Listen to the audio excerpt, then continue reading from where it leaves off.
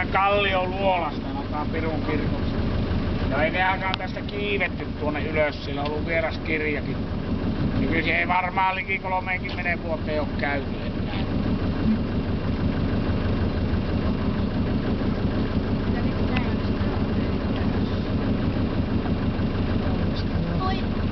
Tämä on ollut maan repeämä, kun tämä on muodostunut. Tästä on tässä alapuolella semmonen 50 metriä vettä. Suunnilleen saman verran mitä ylös, ja sitten jo alas.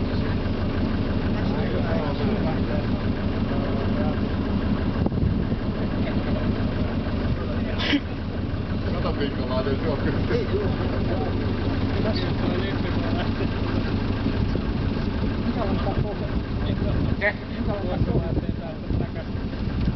No, onkaan siellä käynyt. Vähän tietenkin sitä kielua vaan. Ja onhan sinne hakoja ajaa mitä paikkaa.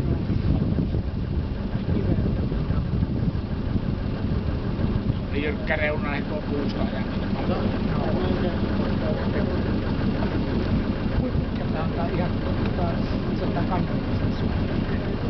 Tähän on 3 kilometriä, että siinä ei ole enää 300-400 metriä pitkä lampi viipärä veneellä. Sehän kyllä huomattavasti mataalle ne mukaan, niin kyllä se on ihan rokkuna menneet. Ei oikeastaan avokallioille enää. Niin, sitten joitain varsinainen repeämä. Joo. Joo. Joo.